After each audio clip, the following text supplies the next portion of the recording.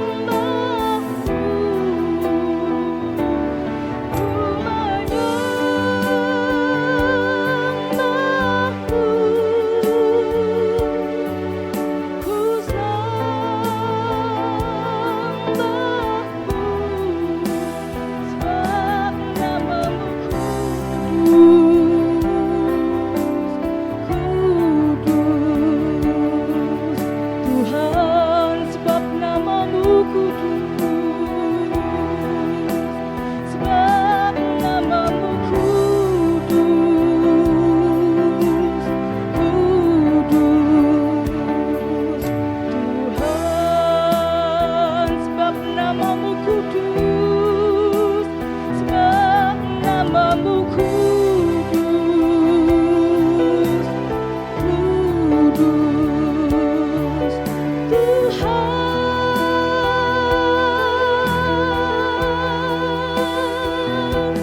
Kami menyembahmu,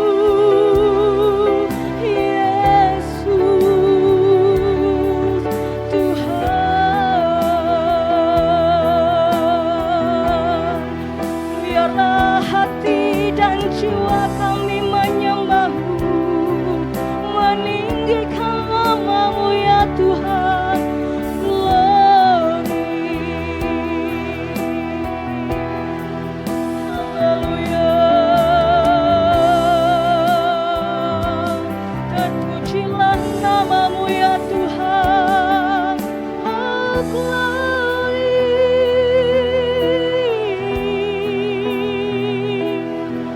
Biarlah darahmu menyucikan kami Tuhan, menguduskan setiap hati kami, ya Yesusku. Biarlah rohmu mengalir di setiap hati kami Tuhan, membasuh setiap hati kami yang menyembah. Glory bagimu,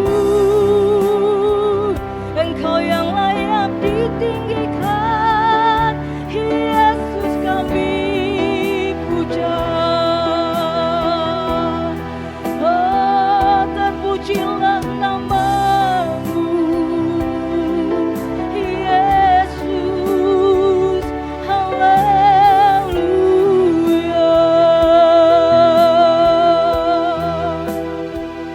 Kami bersyukur kepadamu ya Tuhan. Terima kasih Yesus, terima kasih Tuhan.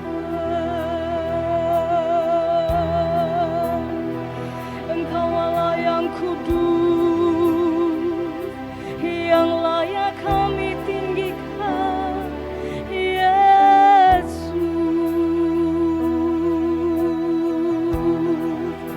Terpujilah Engkau Allah, Engkau Allah yang dahsyat, Yesus.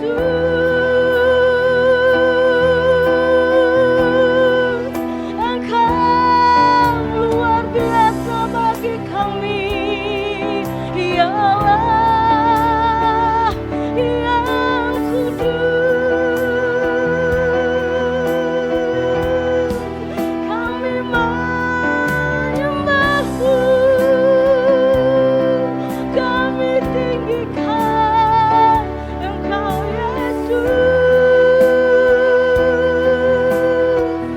Haleluya. Terpujilah Engkau Tuhan, Allah yang hidup. Kami bersyukur kepadamu ya Tuhan, atas segala kebaikan-Mu ya Bapa, penyertaan-Mu sepanjang hari Tuhan. Kami mengucap syukur kepadamu Yesus. Biarlah hati ini terus menyembah-Mu ya Tuhan, karena kami rindu Tuhan untuk terus menyembah nama-Mu yang kudus. Terima kasih Bapa, terima kasih Tuhan Yesus. Kami mengucap syukur Bapa buat hari ini Tuhan, buat lawatan-Mu Tuhan, buat jamahan-Mu Tuhan Yesus. Dan biarlah Roh-Mu yang kudus tetap menuntun setiap langkah hidup kami Tuhan. Terima kasih Tuhan Yesus yang baik, terima kasih Tuhan. Kami mengucap syukur dan berdoa Tuhan Yesus. Hanya di dalam nama Tuhan Yesus Kristus kami mengucap syukur. Amin. Mari kita tundukkan kepala kita berdoa. Bapa, dalam nama Tuhan Yesus kami mengucap syukur biar hari ini kebenaran-Mu menjadi bagian kami, yang mengingatkan kami, yang meneguhkan kami, yang membuat kami menjadi kuat di dalam Engkau. Kami mengucap syukur Bapa dalam situasi yang saat ini tidak menentu. Kami percaya pengharapan kami hanya di dalam Kristus Yesus Tuhan. Kami mengucap syukur buat saat ini, biar roh hikmah dan wahyu berbicara pada kami untuk kami mengenal isi hati Tuhan, dan kami semakin dibangun di dalamnya dan bertumbuh ke arah Engkau. Dalam nama Yesus kami bersyukur dan berdoa. Amin. Ya, shalom Bapak Ibu. Selamat hari Minggu. Tidak terasa kita sudah ada di awal bulan Juli, mengingat situasi pandemi yang masih terus melaju peningkatannya, yang tadinya kita rindu untuk awal bulan ini bisa beribadah bersama-sama, meskipun nantinya dibagi dalam kelompok sel, mungkin antara 10 orang sampai 15 orang. Kami putuskan untuk ditunda sesuai dengan arahan dari pemerintah. Tapi baiklah, itu jangan menjadi masalah buat kita, karena sebetulnya ini adalah waktu di mana Tuhan sedang menampi setiap kita. Nah, saya berdoa Bapak Ibu bisa melalui situasi ini dengan terus terhubung kepada Tuhan, dengan terus tertuju matanya kepada Tuhan, karena situasinya saya percaya ini situasi dunia tidak akan membaik ya. Tapi kita berdoa supaya kita bisa melalui ini semua dan punya keteguhan hati bahwa di dalam Kristus ada pengharapan. Nah, saat ini sebelum saya mulai untuk bersharing, Bapak Ibu boleh persiapkan roti dan anggur, karena nanti sebentar di akhir saya menyampaikan firman Tuhan hari ini, kita boleh menikmati perjamuan kudus dengan makan roti dan minum anggur bersama-sama untuk kita mengingat akan Tuhan, untuk kita mengingat akan Kristus, bahwa janjinya ada di dalam kita, bahwa janjinya digenapkan di dalam kita. Saudara ada di dalam Kristus, beroleh bagian di dalam kesembuhan, kesehatan, di dalam berkat rohani yang Tuhan sudah siapkan di dalam surga untuk saudara dan saya, diperlengkapi untuk punya kehidupan yang saleh dan menjadi terang, menjadi berkat bagi sekeliling kita. Baik Bapak Ibu, kita akan mulai saat ini. Saya akan bicara tentang Yohanes pasalnya yang ke-15, yaitu pokok anggur yang benar. Saya akan bacakan ayatnya yang pertama sampai ke-8. Nah, Bapak Ibu boleh menyimak atau bisa membuka Alkitab di rumah. Saya akan baca, akulah pokok anggur yang benar, dan Bapakulah pengusahanya. Setiap ranting padaku yang tidak berbuah dipotongnya, dan setiap ranting yang berbuah dibersihkannya supaya ia lebih banyak berbuah. Kamu memang sudah bersih oleh karena firman yang telah kukatakan kepadamu. Tinggallah di dalam aku dan aku di dalam kamu, sama seperti ranting tidak dapat berbuah dari dirinya sendiri kalau ia tidak tinggal pada pokok anggur, demikian juga kamu tidak berbuah. Demikian juga kamu tidak berbuah jikalau kamu tidak tinggal dalam aku. Akulah pokok anggur dan kamulah ranting-rantingnya. Barang siapa tinggal di dalam aku di dalam dia, ia berbuah banyak. Sebab di luar aku kamu tidak dapat berbuat apa-apa. Barang siapa tidak tinggal di dalam aku, ia dibuang keluar seperti ranting dan menjadi kering. Kemudian dikumpulkan orang dan dicampakkan ke dalam api, lalu dibakar. Jikalau kamu tinggal di dalam aku dan firmanku tinggal dalam kamu, mintalah apa saja yang kamu kehendaki dan kamu akan menerimanya. Dalam hal inilah Bapakku dipermuliakan, yaitu jika kamu berbuah banyak, dan dengan demikian kamu adalah murid-muridku.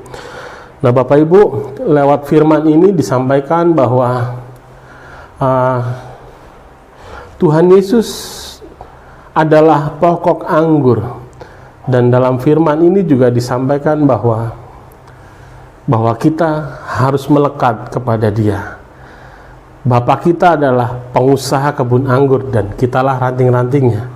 Artinya ada tuntutan dari Bapa untuk setiap orang percaya hidupnya berbuah banyak, berbuah bagi kerajaan Allah, atau hidupnya bisa dinikmati banyak orang, hidupnya menjadi berkat bagi banyak orang. Karena ini adalah tuntutan Tuhan buat setiap kita orang percaya. Jadi kita tidak lagi hidup bagi diri kita sendiri, tapi hidup yang menghasilkan buah yang dinikmati oleh banyak orang. Tapi yang menjadi pertanyaan, bagaimana kehidupan kita bisa berbuah gitu ya. Kehidupan orang percaya hanya bisa berbuah ketika kita melekat kepada batang pokok anggur itu sendiri, yang adalah Yesus. Jika kehidupan kita tidak melekat kepada Kristus, niscaya mustahil kita bisa menghasilkan buah. Kenapa? Karena ranting hanya menerima perintah untuk berbuah, atau hanya dia bisa meminta untuk berbuah, itu berdasarkan dari suplai makanan yang didapat dari pokok batang itu sendiri. Nah, saya percaya ketika kita mulai melekat di dalam Tuhan, ketika kita mulai membangun keintiman dengan Tuhan, ketika kita mulai terbuka dengan Tuhan, kita akan menghasilkan buah. Buah apa yang pertama kali harus bisa dinikmati oleh banyak orang? Yaitu buah pertobatan kita. Sebab itu Tuhan Yesus pernah berkata bahwa jadi hasilkanlah buah sesuai dengan pertobatanmu. Jadi ketika engkau sudah bertobat, menerima Tuhan, tuntutan Tuhan adalah untuk kita menghasilkan buah sesuai dengan pertobatan kita. Atau firman Tuhan sering mengatakan, jangan berbuat dosa lagi. Nah, tidak mungkin kita tidak berbuat dosa. Kenapa? Karena daging kita memang lemah gitu ya. Roh penurut tapi daging kita lemah. Lalu bagaimana supaya manusia kita bisa fight, bisa dipimpin untuk masuk di dalam kemenangan, untuk masuk hidup dalam kebenaran? Mau nggak mau kita mesti melekat kepada batang, yaitu kepada firman Tuhan itu sendiri. Tanpa firman Tuhan, saya jamin tidak ada buah yang akan keluar dari hidup kita. Bapak Ibu, itu sebabnya seringkali banyak hamba-hamba Tuhan menyampaikan, atau teman-teman ketua-ketua kelompok sel, untuk saudara didorong untuk hidup bergaul dengan firman Tuhan. Baca saja logosnya, karena perintah Tuhan adalah janganlah engkau lupa untuk memperkatakan firman Tuhan itu siang dan malam. Atau dengan kata lain, kalau di kitab Roma mengatakan bahwa iman timbul dari pendengaran akan firman Kristus gitu ya. Artinya pendengaran yang berulang-ulang. Bagaimana saudara memperdengarkan kepada dirimu sendiri? Ini nggak bisa saudara nonton tayangan ini setiap hari. Bisa juga, tapi hanya sebagian kecil. Ini pentingnya saudara membaca keseluruhan isi daripada firman Tuhan, supaya saudara boleh mulai melihat, saudara mulai menggali tentang kebenaran firman Tuhan jauh lebih banyak. Sehingga Bapak Ibu tahu standar-standar yang dibangun oleh firman Tuhan untuk hidup benar, untuk hidup saleh di dalam Tuhan. Karena firman Tuhan berkata bahwa setiap tulisan yang diilhamkan oleh Allah ini berguna untuk hidup saleh, untuk hidup benar, supaya hidup kita menjadi berkat bagi banyak orang. Karena tujuan akhir daripada Tuhan mendesain manusia adalah dia beranak cucu dan menjadi berkat bagi bangsa-bangsa. Tuhan memilih Abraham supaya dia menjadi berkat bagi bangsa-bangsa. Tuhan memilih saudara dan saya juga supaya menjadi berkat bagi lingkungan kita, bagi kota kita, bahkan bagi bangsa-bangsa. Ini adalah tujuan Tuhan. Nah, itu sebabnya ketika engkau jadi orang percaya tetapi tidak menghasilkan buah, firman Tuhan katakan bahwa kau akan dipotong, rantingnya akan dibuang, lalu rantingnya dikumpulkan orang dan akan dibakar. Ya. Jangan sampai hidup yang saudara sudah bangun sampai hari ini untuk percaya kepada Tuhan menjadi sebuah kesia-siaan.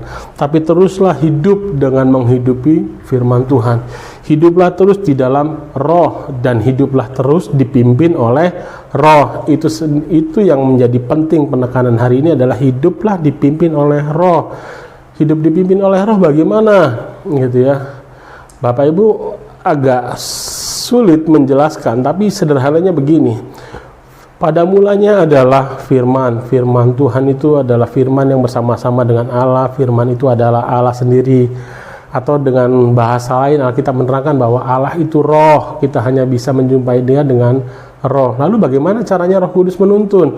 Roh Kudus menuntun hanya berdasarkan firman yang saudara terima. Jadi Roh Kudus tidak akan berbicara hal yang lain kecuali apa yang dikatakan Bapa untuk saudara dan saya. Itu sebabnya Yesus bilang bahwa aku nggak akan mengatakan hal yang lain kecuali yang dikatakan Bapa kepadaku. Nah, apa yang dikatakan Bapa? Nah, yang dikatakan Bapa hari ini saudara bisa menyimak, saudara bisa melihat apa yang dikatakan Bapa tertulis di dalam firman-Nya. Tinggal saudara membaca. Lalu bagaimana kalau nggak ngerti? Baca saja. Bagian penyingkapan adalah bagian Tuhan. Tuhan pasti akan mewahyukan dirinya ketika engkau lapar dan haus akan firman Tuhan. Maka jaminannya Yesus berkata engkau akan dikenyangkan oleh kebenaran itu sendiri. Nah, Bapak Ibu, penting sekali untuk Bapak Ibu mulai mengambil waktu bersekutu bersama Tuhan. Baik di dalam firman, di dalam pujian penyembahan yang saudara lakukan di rumah.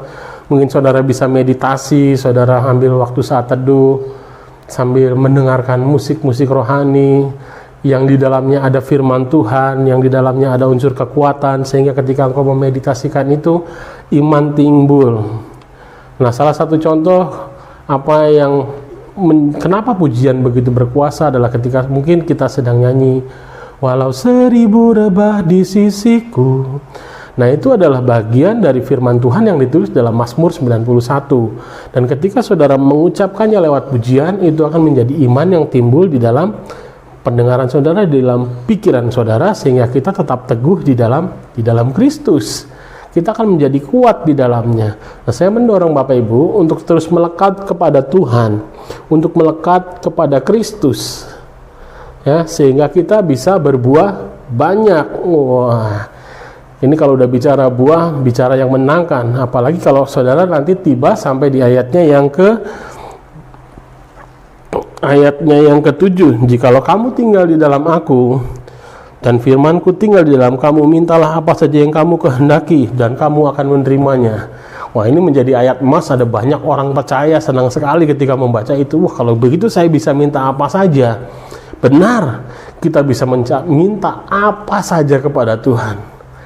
Ada tetapinya, gitu ya. Nah, Bapak Ibu dengerin tetapinya nih, ini penting. Jadi jangan telan mentah-mentah. Saya bilang benar bisa minta apa saja. Nah, Bapak Ibu tahu tadi bahwa dijelaskan oleh firman Tuhan di atas tadi bahwa pohon anggur hanya akan menghasilkan buah anggur. Kenapa? Karena si ranting hanya akan meminta selaras dengan apa yang didapat dari pokoknya. Ketika pokok itu mensuplai makanan, maka itulah yang akan dihasilkan, gitu ya. Jadi bagaimana? Minta apa sajanya apa? Ini maksudnya. Minta apa sajanya adalah permintaan yang selaras dengan kehendak si pokok. Artinya permintaan-permintaan kita haruslah selaras dengan kehendak Bapa. Amin. Ya, ini yang menjadi sulit. Kenapa? Bapa menjadi kehendak Bapa. Yang menjadi kehendak Bapa adalah untuk engkau berbuah banyak. Di dalam apa? Ada 9 buah roh yang saudara bisa baca. Ada damai sejahtera, sukacita. Saudara bisa baca A, B, C, D, kemurahan, kebaikan, penguasaan diri. Nah, itu yang dihasilkan, gitu ya. Lalu kok kenapa ya? Jadi orang percaya kan katanya minta apa saja. Boleh dong minta rumah, minta mobil, minta aset, ya kerja keras lah untuk hal itu, gitu ya, sambil berdoa. Karena begini prinsipnya Bapak Ibu, carilah dahulu kerajaan Allah dan kebenarannya, maka segala sesuatunya akan ditambahkan kepadamu. Itu yang pertama. Yang kedua, untuk menghasilkan banyak hal, untuk kau bisa punya aset, Alkitab juga mencatat atau menulis, engkau harus bekerja keras, gitu. Kalau orang sekarang ditambahin kerja cerdas. Bagaimana bisa bekerja cerdas? Nanti Roh Kudus yang akan pimpin kita untuk bisa bekerja keras dan bekerja cerdas. Sehingga engkau bisa menghasilkan pelipat gandaan yang unbelievable, gitu ya. Hal yang mustahil, gitu. Tapi bukan itu yang dicari, bukan itu yang dikejar. Apa yang dikejar? Yang dikejar adalah ranting haruslah berbuah sesuai dengan keinginan pokoknya. Tidak mungkin ranting anggur menghasilkan buah semangka. Itu sangat mustahil, gitu ya. Jadi hari ini saya mengingatkan teman-teman semua, Bapak Ibu, untuk mulai belajar menyelaraskan hati kita. Untuk hati kita tidak terpaut kepada hal-hal yang ada di dunia ini. Bukan tidak boleh, sekali lagi ya, saya tidak bilang Bapak Ibu nggak boleh punya rumah, nggak boleh punya mobil, boleh, nggak ada yang ngelarang, sama sekali nggak ada yang ngelarang, nggak dosa untuk hal itu ya. Tapi bukan itu tujuan, itu adalah faktor penunjang, ya, itu hanyalah faktor penunjang. Nanti saya ngajarinya seolah-olah ekstrim, diajarin nggak boleh kaya, bukan Bapak Ibu. Tapi carilah dahulu kerajaan Allah dan segala kebenarannya, maka engkau akan bekerja di dalam segala hikmat, maka engkau akan bekerja di dalam kebenarannya Tuhan, maka tindakanmu akan dipimpin oleh Tuhan, sehingga hasil yang kau dapatkan itu di luar kemampuan nalarmu. Sepertinya kok jalan begitu mudah terbuka, kok sepertinya pintu-pintu dibukakan seperti keran air yang dibuka atas kehidupanmu. Itu kenapa? Karena apa yang saudara miliki, saudara tahu menggunakannya. Karena apa yang saudara punya, saudara tahu bagaimana untuk saudara memfungsikannya, supaya ini menjadi berkat bagi banyak orang, supaya ini menjadi berkat bagi lingkungan di sekitar, sehingga kemuliaan Tuhan terbit atasmu dan terang Tuhan menjadi nyata atasmu, sehingga bangsa-bangsa lain boleh datang atas kehidupanmu untuk mencari Tuhan. Sama seperti yang di kitab Sefanya katakan bahwa 10 orang dari bangsa-bangsa lain akan mengejar engkau, memegang punca jubahmu, karena mereka akan mencari Allah yang benar. Saya berdoa Bapak Ibu, hasilkanlah buah sesuai dengan kerinduan si pokok itu. Itu sebabnya ada banyak orang percaya, kok minta apa saja boleh, buktinya saya nggak dapat. Kembali lagi kalau Bapak Ibu lihat di kitab Yakobus katakan bahwa mungkin kau salah berdoa gitu ya, karena yang kau minta itu untuk menghabiskan, untuk kau puaskan bagi hawa nafsumu sendiri. Aku sudah meminta, tapi kok nggak kunjung tiba. Ada proses waktu Bapak Ibu. Di dalam Tuhan tidak ada yang tiba-tiba, semuanya butuh proses. Kalau Bapak Ibu ingat kisah Daniel, dia berdoa untuk meminta hikmat supaya mengerti apa yang dimaksud dengan mimpi raja ini. Tapi 21 hari kemudian dia baru mendapatkan jawabannya. Kenapa? Waktu itu Gabriel ngasih berita bahwa jawaban itu sudah diberikan pada hari pertama engkau meminta. Tapi masalahnya ada penghalang ya, ada situasi yang lain yang terjadi, sehingga jawaban itu nggak kunjung tiba, sehingga Gabriel harus meminta pasukan bala tentara surga untuk membersihkan jalan supaya sampai kepada kita. Nah itu yang pertama. Yang kedua, kenapa jawaban nggak kunjung tiba? Karena ini perlu keselarasan. Kalau rantingnya masih minta buah semangka, maka dia tidak akan berbuah, maka itu tidak akan kunjung tiba. Sehingga apa? Engkau harus merubah hatimu, engkau harus merubah attitude-mu. Bukan keinginan yang dikedepankan, tapi kehendak Bapa yang terjadi dalam hidup saudara dan saya. Sehingga dengan demikian Bapa kita yang di surga dipermuliakan, yaitu jika saudara dan saya berbuah banyak. Mari kita tetap di dalam Tuhan, tetap teguh di dalam Kristus, dan mari kita siapkan hati untuk sementara saudara boleh bersiap-siap untuk mengambil roti dan anggur. Kita akan menikmati perjamuan kudus ini bersama-sama. Nah kalau saudara sudah siap, mari sama-sama kita angkat roti di atas tangan kanan kita. Kita mengucap syukur di dalam doa untuk hari ini. Bapa, kami mengucap syukur buat kebaikan-Mu, buat kebenaran-Mu. Sebentar kami menerima tubuh dan darah Kristus. Kami diingatkan akan janji firman Tuhan. Kami diingatkan akan korban-Mu di atas kayu salib. Kami yang sakit saat ini, kami beroleh kesembuhan di dalam Engkau. Kami yang berkekurangan, kami diperkaya di dalam Engkau. Kami yang berkeluh kesah, kami mendapatkan kelegaan di dalam Engkau. Oleh karena janji firman-Mu Tuhan, biar hidup kami terus selaras dengan Engkau. Kami mau tanggalkan segala beban yang merintangi hidup kami. Kami mau tanggalkan cara berpikir kami yang lama, dan kami mau datang kepada Tuhan, sehingga hidup kami berbuah sesuai dengan kehendak Tuhan, yaitu kehendak Bapa. Sehingga anggur-anggur yang kami hasilkan, buah-buah yang kami hasilkan ini boleh dinikmati banyak orang. Terima kasih Tuhan. Kami mengucap syukur, sebab pada waktu malam Ia diserahkan, Ia mengambil roti dan mengucap syukur atasnya. Bukankah roti yang kita pecah-pecahkan ini adalah persekutuan kita dengan tubuh Kristus? Mari kita makan di dalam nama Tuhan Yesus.